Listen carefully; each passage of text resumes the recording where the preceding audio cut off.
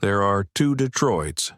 There's the one you see on the news, the comeback city, the shiny new stadiums and corporate headquarters downtown, the hipster breweries colonizing Corktown.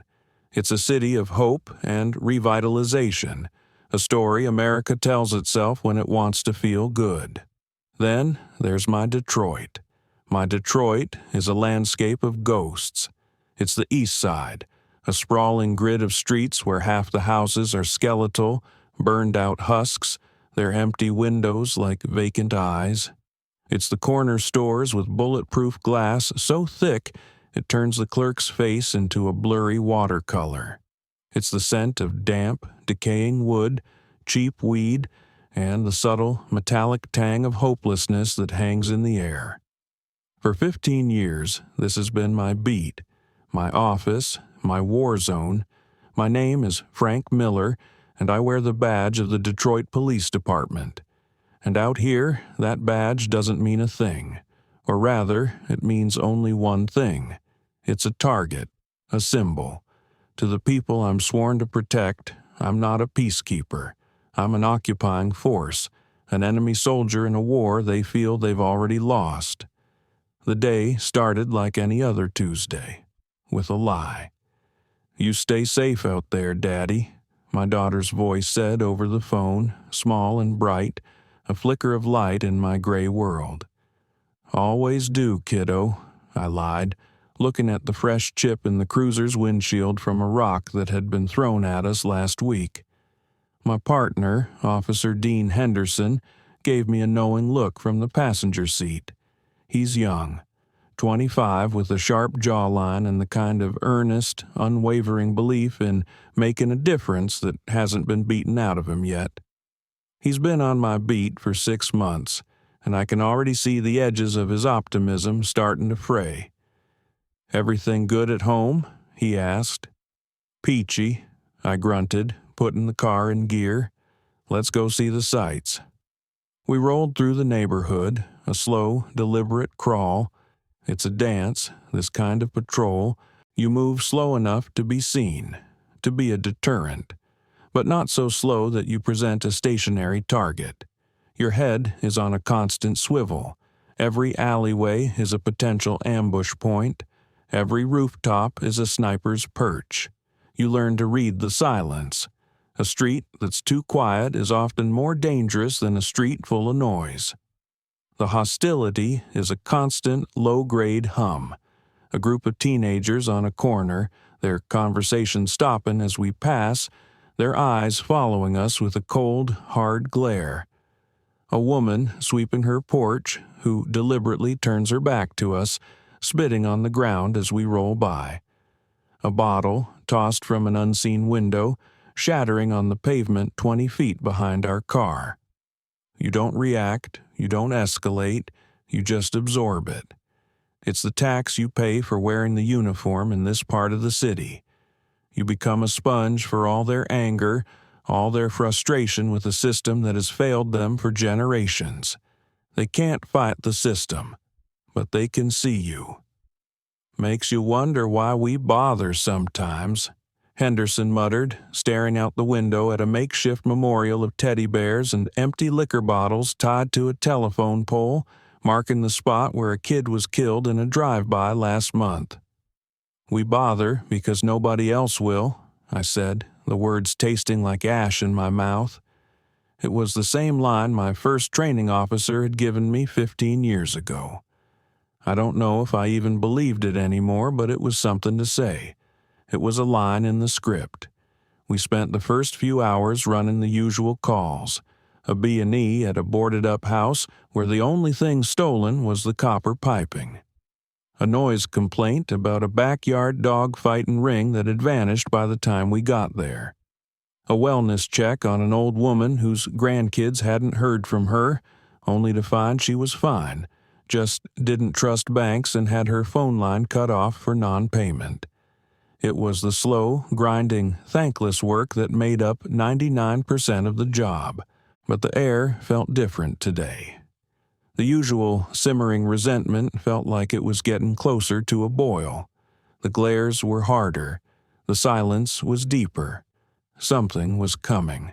You learned to feel it in your gut, a cold, tight knot of apprehension. I just didn't know that by the end of my shift I'd be wishing for a simple bottle or a rock to be thrown our way. I didn't know that by the end of the day I'd understand just how much of a target my badge truly was. The call came in around 3 o'clock, just as the sky was turning that signature Detroit gray. A priority 1. Domestic disturbance at the Kensington Gardens apartment complex. The name alone was a joke. There were no gardens, just 3 identical, crumbling brick towers that looked like they'd been bombed out and forgotten. We called it the Kennel because the acoustics in the hallways carried every shout, every scream, every crying baby. It was one of the worst places on our beat. "You feel that?" I asked Henderson as we pulled up. "Feel what?" he said, his hand already on the door handle, ready to play hero. "Exactly," I said. "Nothing. A domestic disturbance, priority 1 in the kennel on a Tuesday afternoon. The whole building should be a symphony of screaming, but it's dead quiet." My gut was screaming at me. A cop's gut isn't magic. It's a finely tuned bullshit detector calibrated by years of experience. It's the sum of every lie you've ever been told, every trap you've ever narrowly avoided. And right now, my gut was telling me this was a lie.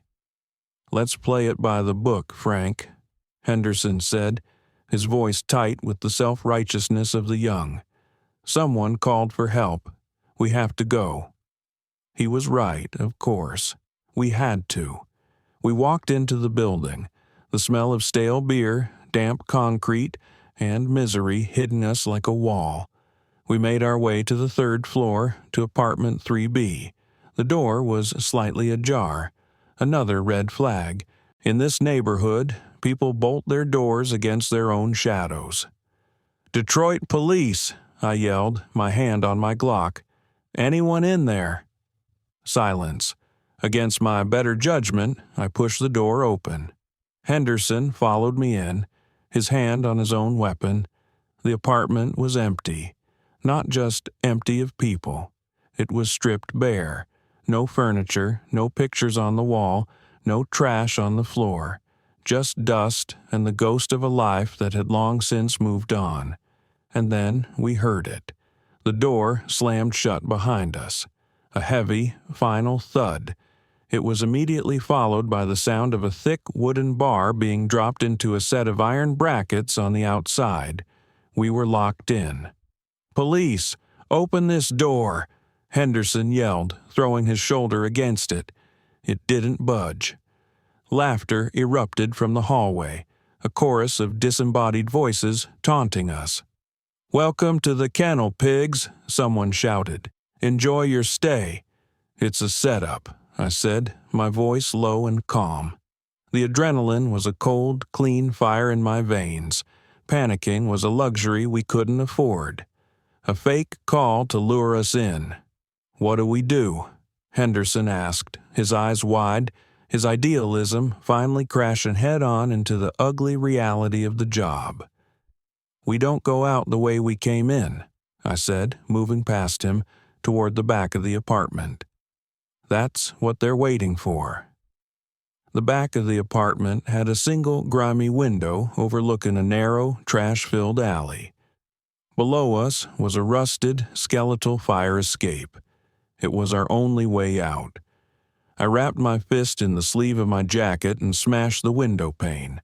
The sound of the shattering glass was satisfyingly loud. "Let them know we're not trapped," I muttered, clearing the remaining shards. "Let's go." We climbed out onto the rickety fire escape, the rusted metal groaning under our weight. As we descended into the alley, I saw them. A group of 5 or 6 young men blocking the alley's exit. They weren't heavily armed, just pipes and bats. They were a welcoming committee. We hit the ground, and the standoff began. They were young, full of a dangerous, reckless bravado. They wanted a reaction. They wanted a fight. They wanted to be able to tell the story of how they beat down 2 cops. Henderson drew his sidearm. "Get out of the way, now," he commanded. "Easy, kid," I said, putting a hand on his arm, pushing his weapon down. "That's what they want." I looked at the leader, a tall kid with cold, dead eyes. "You've had your fun," I said, my voice calm, projecting a confidence I didn't feel. "You made your point. Now, you and your friends are going to step aside and let us walk away, and we're all going to forget this happened." For a long, tense moment, nobody moved. It was a battle of wills. Then the leader gave a slight, almost imperceptible nod. The group parted, their faces a mixture of disappointment and grudging respect. They hadn't gotten a fight, but they had proven they could cage us. We walked past them, the hair on the back of my neck standing on end, expecting a pipe to swing at any second. But it never came. We rounded the corner back to the front of the building. Our cruiser was where we left it, but it wasn't untouched. Someone had taken a can of red spray paint and scrawled a single giant word across our windshield. Targets. We got in the car and drove away, the taunts and laughter of the crowd finally fading behind us. Henderson was silent, his face pale. The message was clear. This wasn't just random disrespect anymore. This wasn't a thrown bottle from a shadow. This was organized. This was deliberate. Someone was hunting us, and we were on their ground. Captain Donovan's office smelled like stale coffee and disappointment. He was a man who had been worn down to a nub by budgets, bureaucracy, and the relentless, grinding futility of this city. He listened to our report, his face impassive, steepled fingers hiding his mouth. He looked at the pictures I'd taken of the spray-painted cruiser with the weary resignation of a landlord looking at a broken window. "So, a bunch of kids played a prank on you," he said finally, his tone flat. "They locked you in a room. They called you some names. They painted your car. Am I missing anything?" "Sir, this was an organized ambush," Henderson cut in, his voice tight with outrage. "They lured us there with a fake priority 1.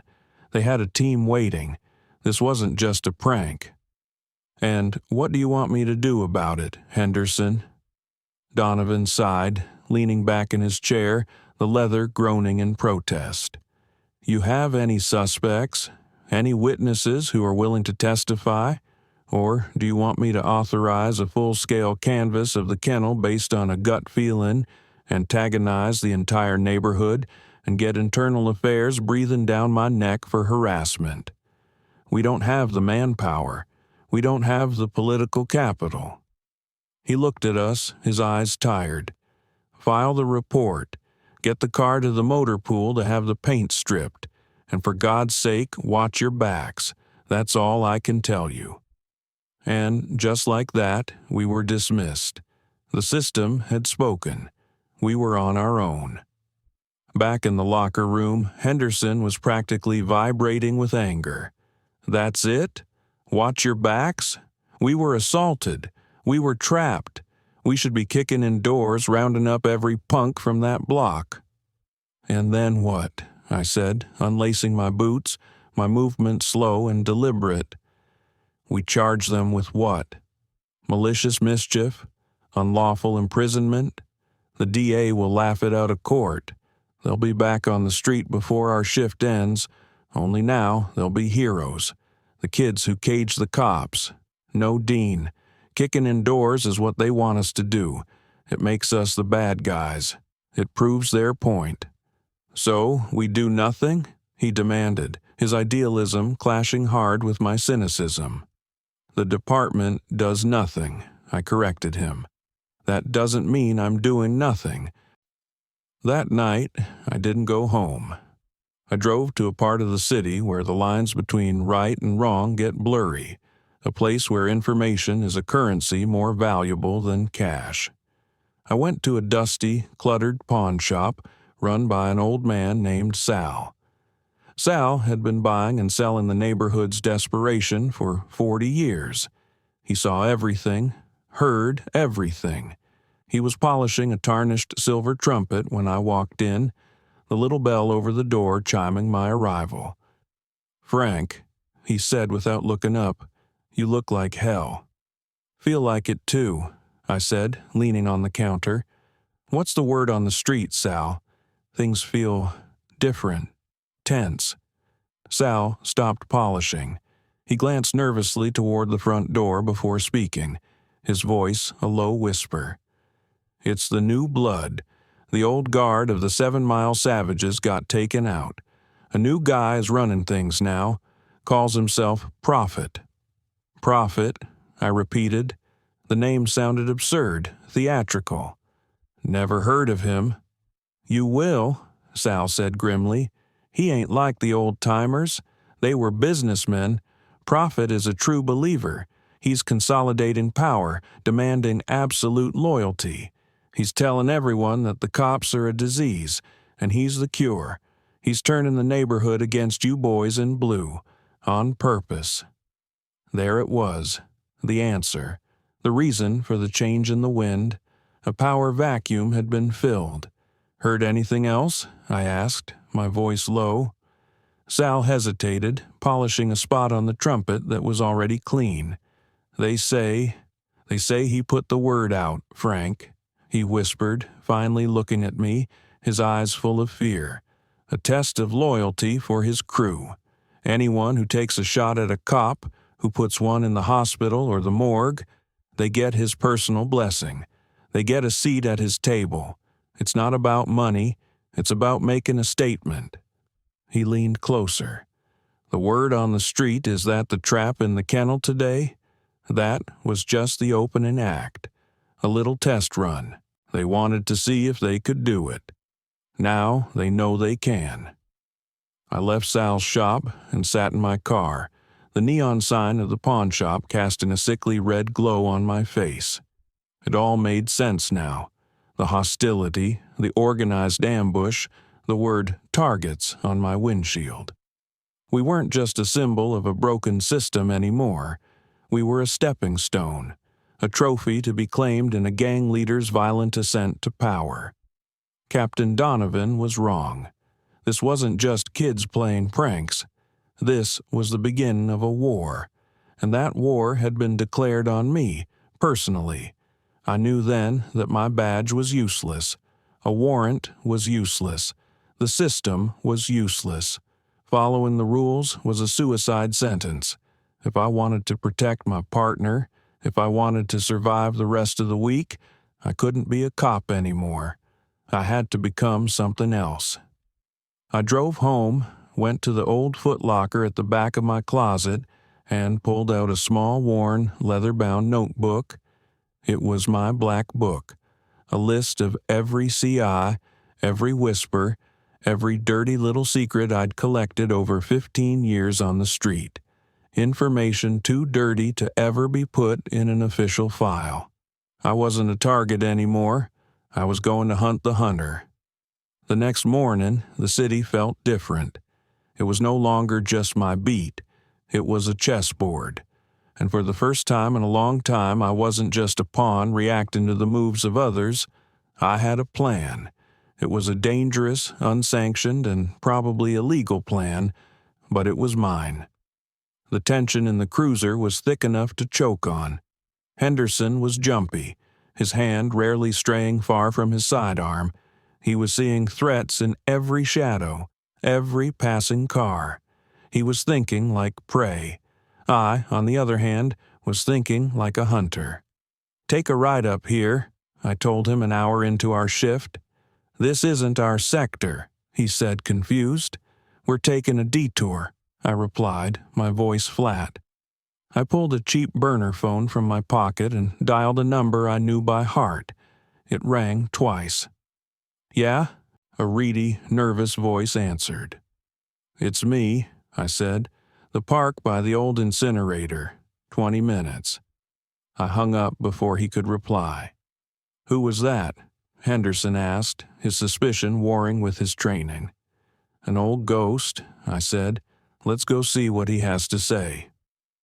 Mickey, the Weasel, O'Toole, was exactly as I remembered him, a pale, skinny informant with terrified eyes and a permanent tremor in his hands. He was a low-level user who had managed to stay alive on these streets by knowing when to run and who to talk to. I had kept him out of a long prison sentence twice. He owed me. We met on a rusted park bench, the skeletal remains of the old municipal incinerator looming behind us like a cathedral of urban decay. "You're crazy for being here, Frank," Mickey whispered, his eyes darting around nervously. "You know what Prophet's saying about talking to cops. It's a death sentence." "Which is why you're going to talk fast," I said, my voice low and hard. "I need to know how Prophet is moving his product, the new fentanyl shipment, where and when." Mickey started to sweat despite the cool morning air. "I can't, man. He'll know it was me. I'm dead." "You're dead if you don't talk," I countered, leaning in. "Prophet might kill you tomorrow. I can arrest you on that outstanding parole violation right now, and you'll be back inside before lunch. Your choice." It was a cruel, ugly bluff, but these were cruel, ugly times. Mickey swallowed hard, the choice clear on his terrified face. Okay, man. Just, you gotta keep me out of it." He spoke in a rushed whisper, giving me the details. A shipment was coming in tonight, not to a warehouse, to an old, abandoned auto body shop on the edge of the district, a place called Grease and Go. Prophet was using it as a temporary stash house, cutting the product there before moving it to his dealers. "It's his whole new operation, Frank," Mickey stammered. "That shipment is his seed money, his war chest."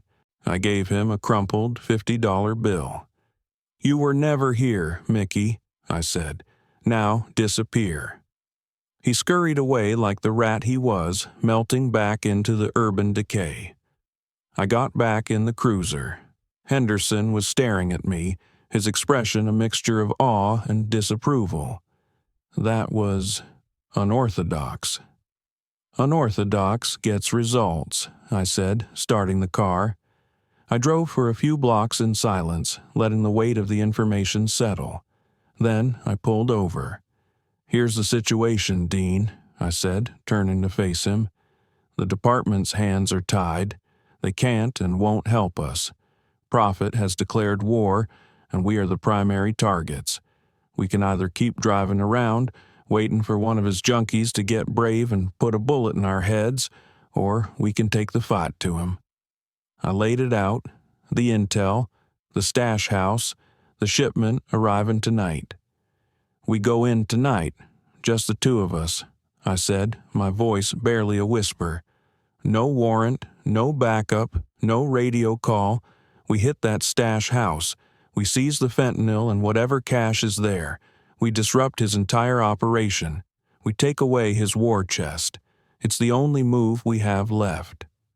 I watched Henderson's face. I saw the conflict in his eyes, the academy training, the rule book, the law he had sworn to uphold. It was all screaming at him that this was wrong. It was illegal. It was career suicide. But I also saw the memory of being locked in that apartment, the memory of the word targets spray-painted on our windshield. He knew I was right. He knew we were being hunted. "This is insane, Frank," he said, his voice hoarse. "If we get caught, we're not just fired, we're criminals. We'll go to prison." "If we don't do this," I countered, my gaze locked on his, "we'll go to the morgue. They've made us targets. That means the rules don't apply anymore. The only rule left is survival." I let the silence hang in the car, heavy and absolute. The choice was his. I couldn't and wouldn't force him to cross this line with me, but I had to know. "Are you in or are you out?" I asked quietly. "There's no middle ground here, Dean. Not anymore. He stared out the window at the broken streets of our beat, at the passing faces that looked at us with either fear or hatred. I saw the idealistic young cop at war with the terrified man he was becoming. He took a long, shuddering breath. "What time?" he asked, not looking at me.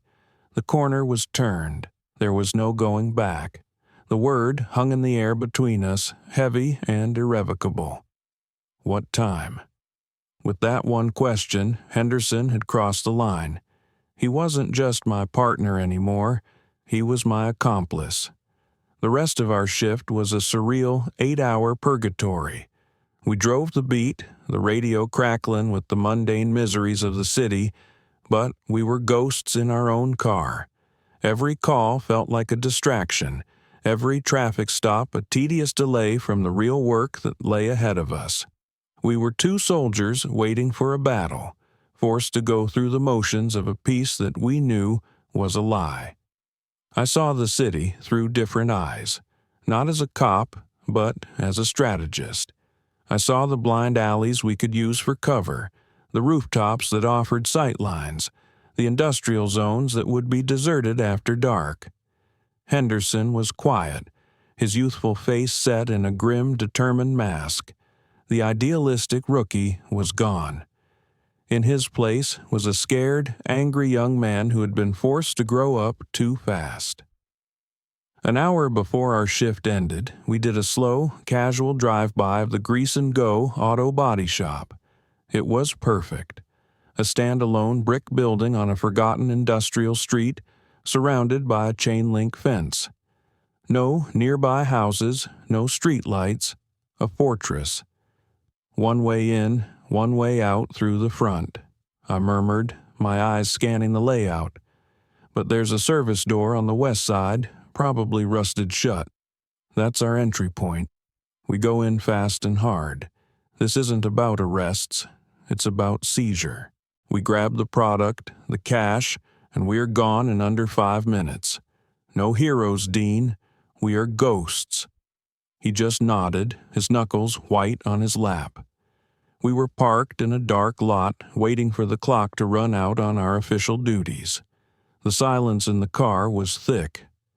"Frank," Henderson said finally, his voice barely a whisper, "why are you so okay with this? Breaking all the rules?" I stared out the windshield at the distant, glittering lights of the downtown skyline, a city I had sworn to protect but which had never done much to protect us. "I had another partner once," I said, the memory tasting like rust. "Years ago, a good cop named Marcus, idealistic, like you. We were working a case, had a lead on a major weapons cache belonging to a psycho who was planning something big. We had the location, but we didn't have enough for a warrant. Marcus wanted to go in. I was the one who said no. I was the one who said we had to follow the rules, do it by the book." I paused, the memory still sharp, still painful. So we waited. We waited for the warrant, and while we were waiting, the psycho got spooked.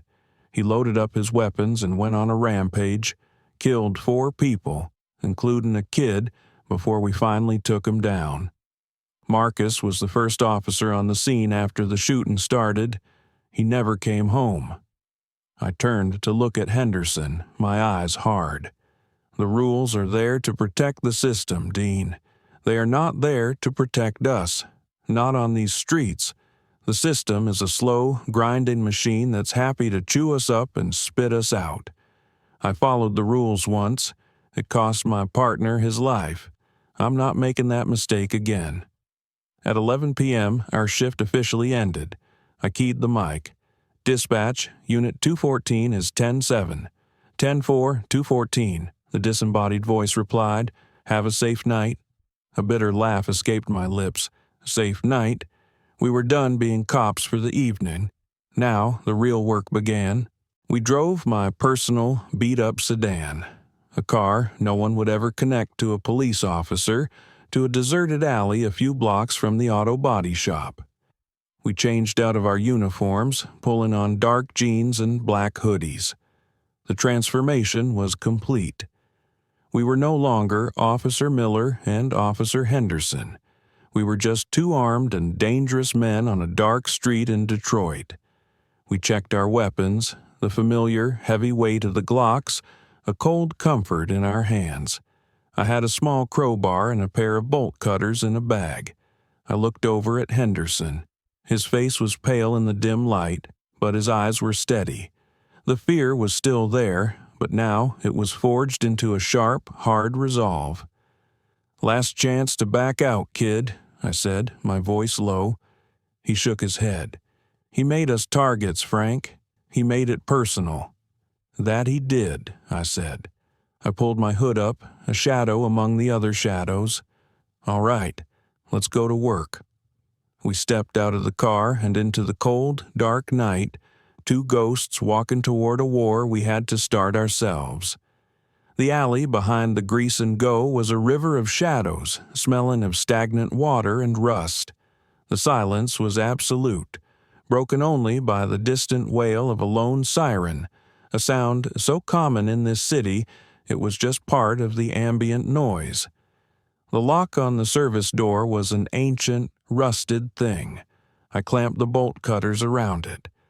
The snap of the hardened steel was like a thunderclap in the stillness. The door groaned open, revealing a cavern of darkness. We slipped inside, ghosts in our own city. The air was thick with the chemical smells of an auto shop, grease, oil, old rubber, and something else. A faint, acrid, medicinal odor. Fentanyl. We were in the right place. The main garage was filled with the hulking shapes of cars under tarps like sleeping metal beasts. A single, bare bulb illuminated an open doorway at the back, leading to what must have been the office. We moved toward it, our weapons drawn, our feet silent on the oil-stained concrete. The scene in the back room made my breath catch. It was a full-blown laboratory, not for manufacturing, but for processing and packaging. A long steel table was covered with digital scales, plastic baggies, and cutting agents. And next to the table were two large military-style duffel bags, both unzipped. They were overflowing with cash, stacks of 20s and 50s bound in rubber bands. Next to them, wrapped in plastic, were at least a dozen bricks of pure, uncut fentanyl. It was a king's ransom, more money and poison than I'd ever seen in one place. Mickey wasn't exaggerating. This was Prophet's entire war chest. "Jesus," Henderson whispered, his eyes wide. "Don't pray to him now, kid," I muttered. "He doesn't live here. Bag the cash. I'll take the product. We take enough to cripple him." We worked fast, our movements economical, fueled by adrenaline. I stuffed two of the fentanyl bricks into my tactical bag. Henderson started transferring the stacks of cash into another. The sounds of our frantic work filled the small room, the rustle of the bags, the soft thud of the cash, our own ragged breathing. We had it. We had the leverage. It was more than enough to bring Prophet's entire operation to its knees, to make him bleed. We were 3 minutes in. 2 more minutes, and we'd be gone. And then we heard it. It started as a single, faint cry in the distance. A siren. The sound I had spent my entire adult life driving toward. Now it was a sound I needed to run from. "Cops," Henderson hissed, freezing. "Probably just a routine call," I said, trying to convince myself as much as him. But then a second siren joined the first, closer this time, and a third. They weren't passing by. They weren't on their way to some other tragedy. They were converging. On us. My blood ran cold.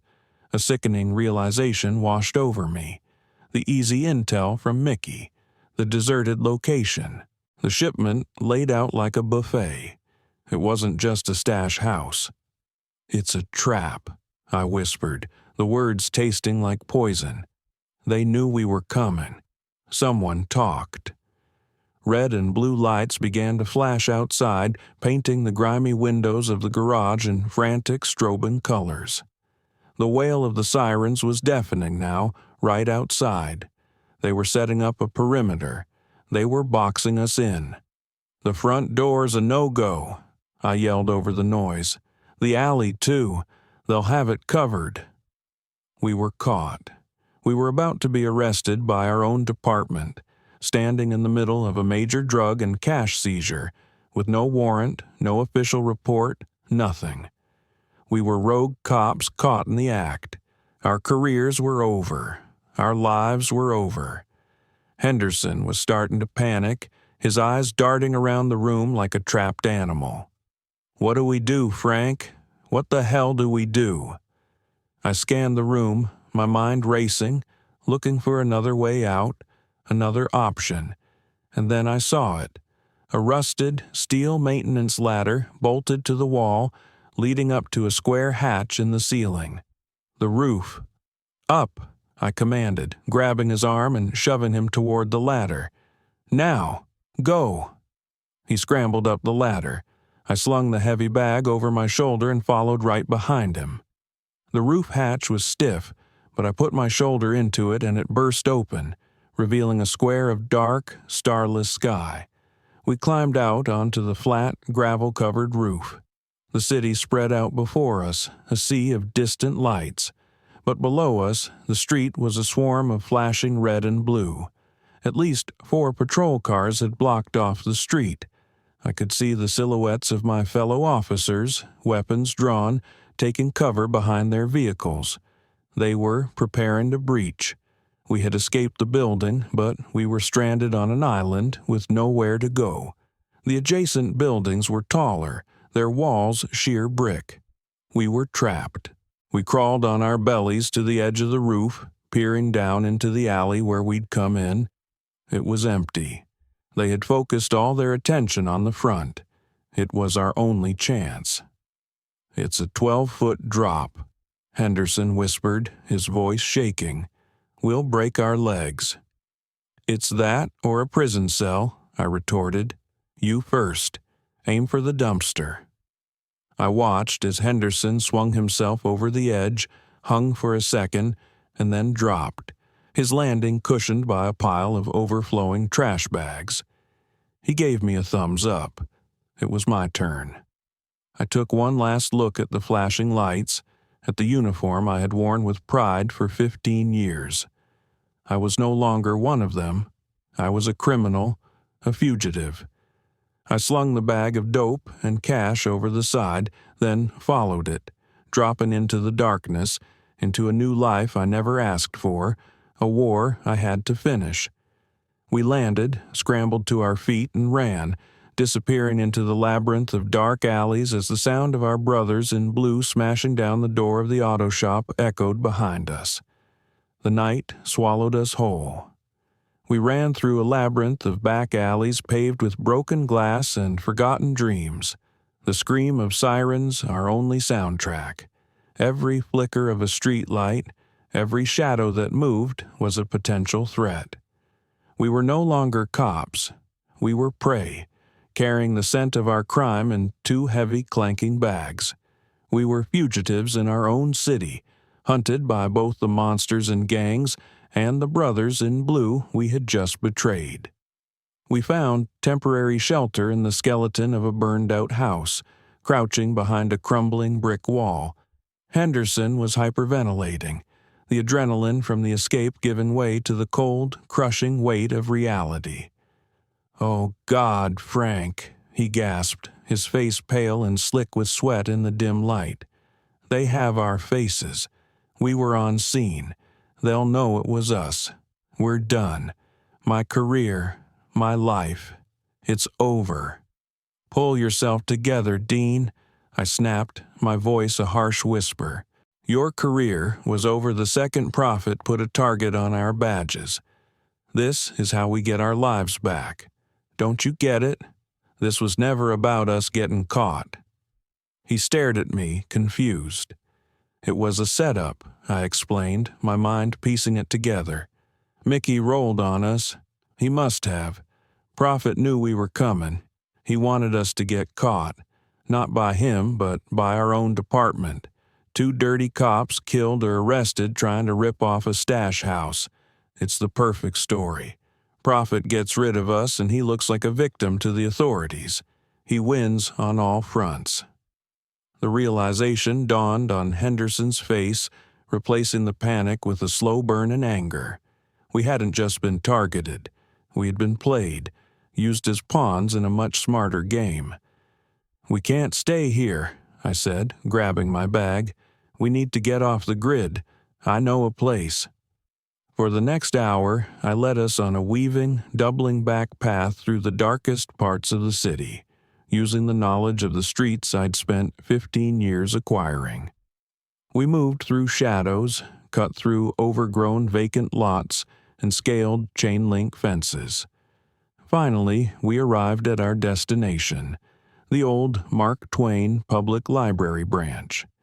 It had been shut down by the city a decade ago, a beautiful old stone building left to rot, its windows boarded up, its knowledge gathering dust.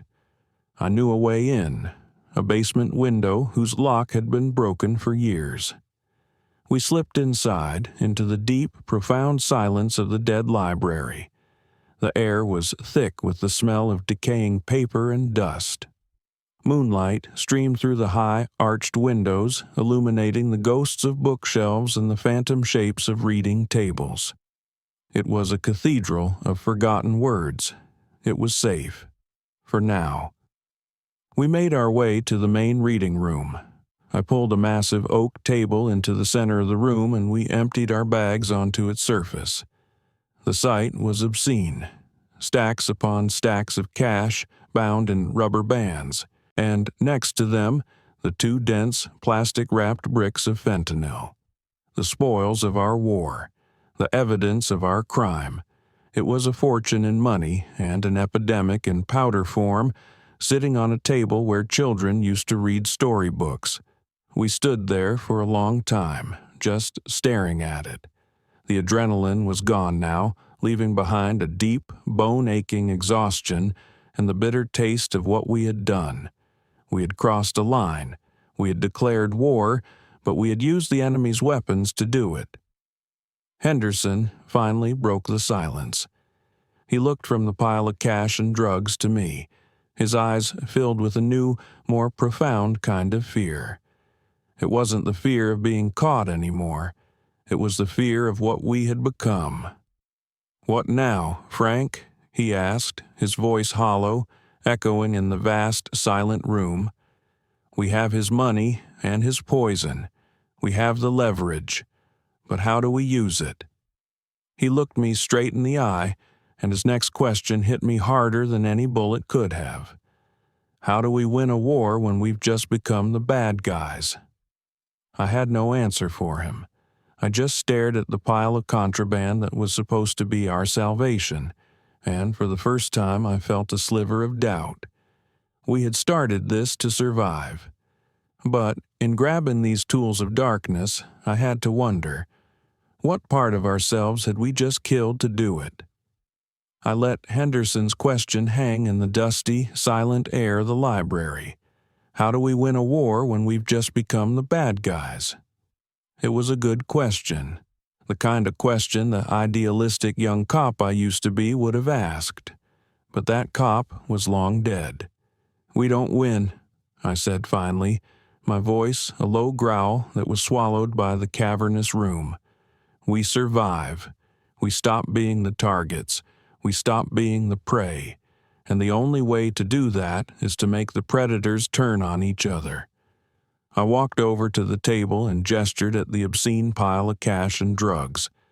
"This isn't leverage against profit. Not in the way you're thinking. We can't use this to blackmail him. We can't turn it over to the cops. This is ammunition, and we're going to give it to his enemies." Henderson stared at me, his face a mask of confusion. "What enemies? You said he runs everything." "No one runs everything forever," I explained, the plan solidifying in my mind even as I spoke it. Every king has a prince who thinks he'd look better with a crown. Prophet's crew isn't loyal to him. They're loyal to the money and the power he represents. We're going to make a better offer. My plan was simple, and it was monstrous. We would find Prophet's number 2, his most ambitious, most dangerous lieutenant, and we would give him a gift, a taste of the money and the product we had just stolen. We would make it look like Prophet was either too weak to protect his own assets, or worse, that he was holding out on his own crew. We wouldn't just disrupt his operation. We would ignite a civil war. "Frank, people will die," Henderson said, his voice horrified. "You're talking about starting a gang war. Innocent people could get caught in the crossfire." "The war already started, Dean," I shot back, my voice hard as steel. "The only difference is, up until last night, we were the only casualties on the list. All I'm doing is adding Prophet and his crew to it. It's ugly and it's wrong, but it's the only move we have left. We create enough chaos, we point them at each other, and maybe, just maybe, they'll forget all about the 2 cops who started the fire." He didn't argue. He knew I was right. There was no clean way out of this. There was only survival. The first step was to identify the lieutenant. I went back to my black book, my list of ghosts. I made a call to a bail bondsman I knew, a man whose entire business was built on knowing exactly who was who in the city's criminal hierarchy. For a promise of future consideration, he gave me the name. The man's name was Darius St. Jackson. He was Prophet's top enforcer, known for his ambition and his brutality. He was the perfect candidate. The next step was delivery. We couldn't go ourselves. We needed a cutout, a ghost. I made another call, this one to a street kid named Jamal, a fast-moving courier who had once stolen my wallet and whom I had scared straight instead of arresting. He owed me. The instructions were simple. I gave him a time and a location, a specific trash can behind a neutral, third-party club. He was to drop a package and walk away. No questions asked. We prepared the gift. We took one of the bricks of fentanyl and a duffel bag stuffed with $100,000 in cash. Inside the bag, I placed a simple, typewritten note on a piece of blank paper. It read, "Prophet is slipping. A king shouldn't lose his treasury. This is a down payment on a new future. There's more where this came from, if you have the guts to take it. A friend." It was a lit match, and we were about to toss it into a room full of gasoline. Jamal made the drop without a hitch. We were back in the library, our sanctuary, our tomb. The rest of the drugs and money were hidden away in a hollowed-out section of old encyclopedias. And now, all we could do was wait. We sat in the darkness for hours, listening to the sounds of the city. The waiting was its own form of torture. Had it worked? Did Saint take the bait? Or did he go straight to Prophet? Had we just signed our own death warrants delivered by a terrified street kid? The silence was a crushing weight. Then, just after 2 a.m., we heard it. It started far off, in the direction of the 7-mile district. The distinct, unmistakable sound of automatic gunfire. A short, violent burst. It was answered, a moment later, by another burst from a different caliber weapon. Then another siren, and another. But this time, they weren't coming for us. They were racing toward the chaos we had just unleashed. I stood up and walked to the high, arched window, looking out at the distant, strobing lights that painted the clouds a sickly red and blue. The city was about to bleed. And it was our fault. The war had begun. Dawn broke over Detroit, a smear of bruised purple and dirty gray. The city was quiet, but it was a wounded quiet, like the silence after a car crash. We had spent the night in the library, sleeping in shifts, the hard floor our bed and the whispers of the city our lullaby. I had an old, battery-powered police scanner I'd kept in the trunk of my car, and it was now our only connection to the war we had started. The radio traffic was a litany of violence. Shots fired on a known 7-mile hangout, multiple casualties reported. Reports of a vehicle matching the description of Darius St. Jackson seen leaving the area. We have a confirmed GSW at the corner of Riopelle and Adelaide. Victim is a known associate of Prophet. It was working. My gambit had paid off. Saint had taken the bait and was making a bloody, violent play for the throne. We had turned Prophet's own dog against him. The city was bleeding, and we were the ones who had opened the wound. Henderson sat across from me, his face pale, dark circles under his eyes. He hadn't slept. He was listening to the scanner with a look of profound horror. "This is on us, Frank," he said, his voice a hoarse whisper. "All these bodies. This is our fault." "It was either their blood or ours," I replied, my own voice devoid of emotion. I wouldn't let myself feel the guilt. Not yet. Guilt was a luxury you earn after you've survived. "I made my choice, Dean. I'd make it again. They're too busy killing each other to come looking for us. We're invisible right now." But I knew our invisibility wouldn't last. The chaos would eventually settle, and one of them would emerge as the new king. And his first order of business would be to find and eliminate the 2 rogue cops who had started the fire. We hadn't solved our problem. We had just bought ourselves some time. We needed an endgame.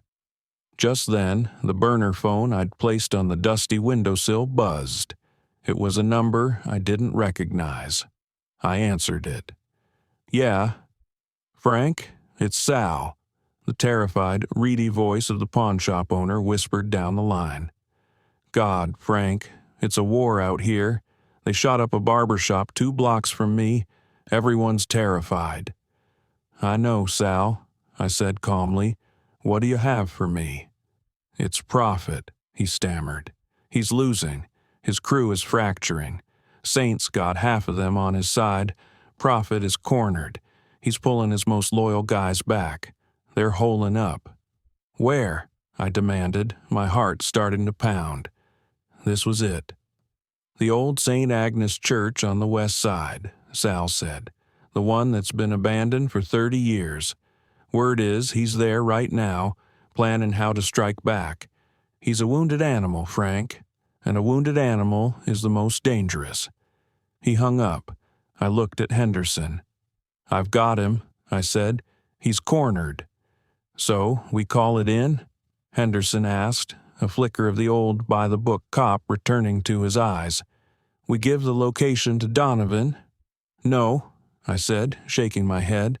"Donovan would send in a couple of patrol cars, they'd get into a drawn-out standoff, and Prophet would slip out the back. Or worse, Jacoby would get wind of it and tip him off. We can't trust the department, not with this. So what do? We can't go in there ourselves. It's a fortress. His most loyal crew? We'd be walking into a massacre." "You're right," I said. "We're not going anywhere near it." I pulled out my old black book and flipped to a number I hadn't called in 5 years. "When you want to take down a king, you don't send in foot soldiers. You send in another king." I left the library and walked to a payphone a few blocks away, an ancient, graffiti-covered relic. I dialed the number.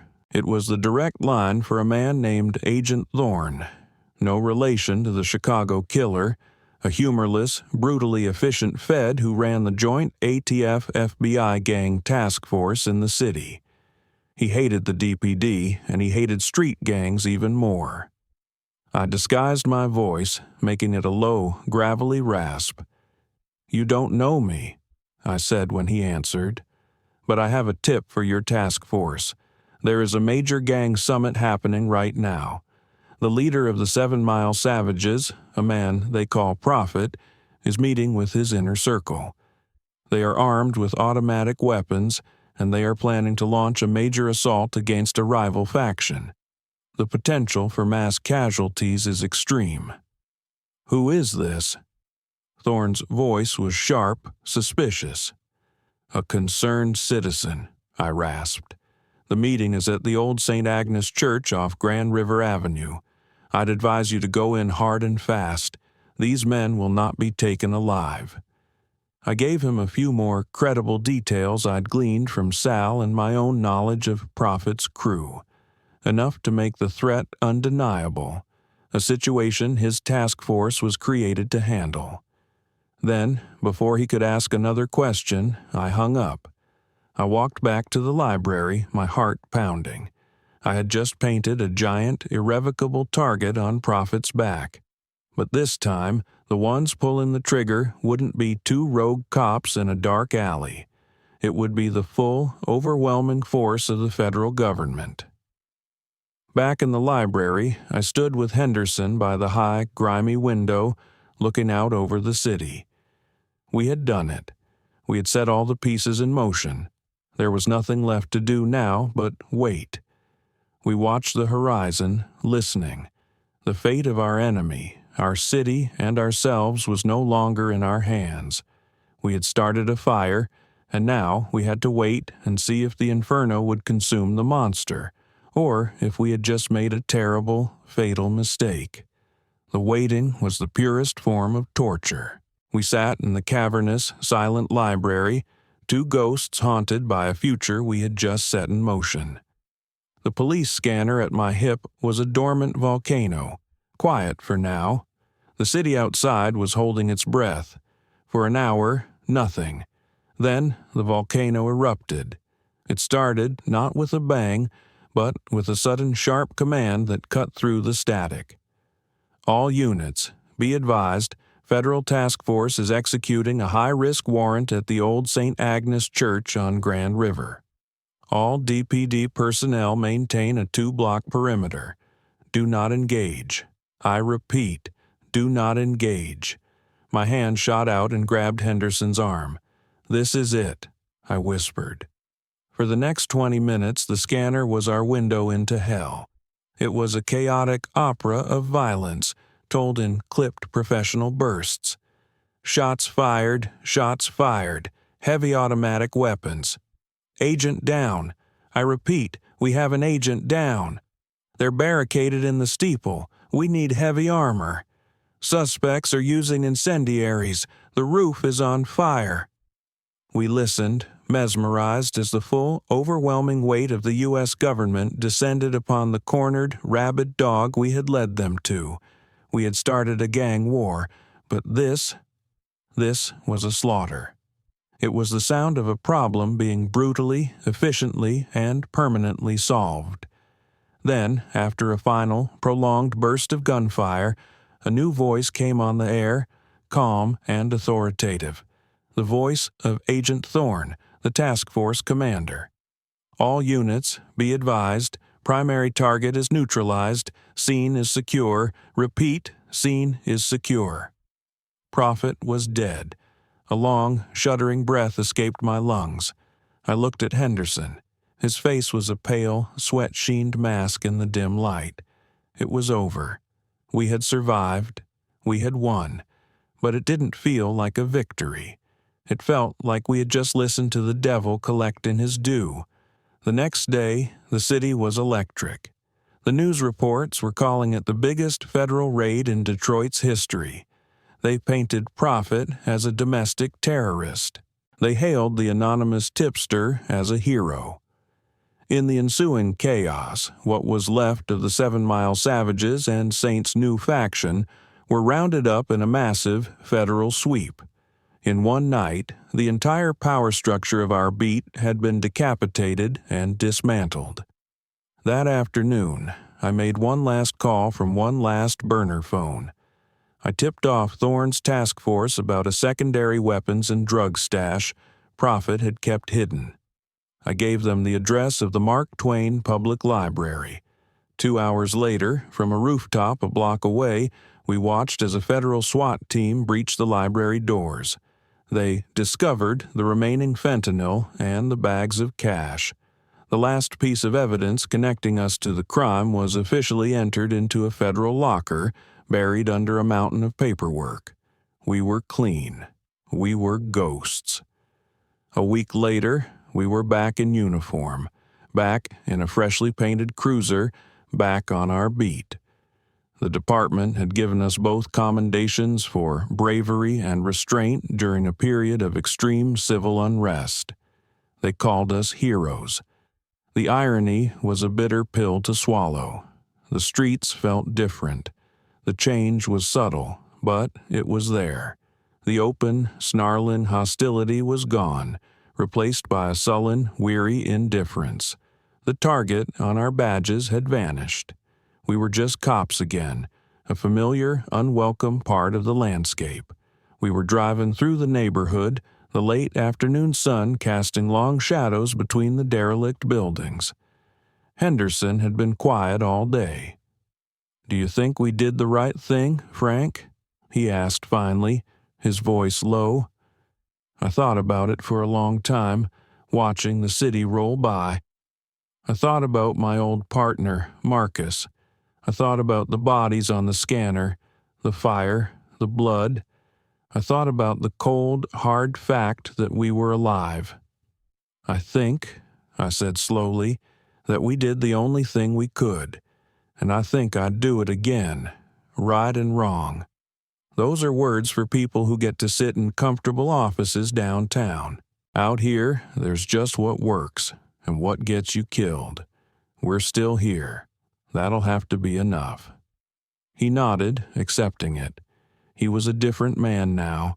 The bright-eyed rookie was gone forever, replaced by a cop who understood the true, ugly calculus of this job. Just then, the radio crackled to life.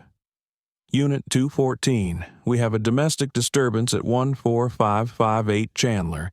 Neighbors report shouting, sounds of a struggle."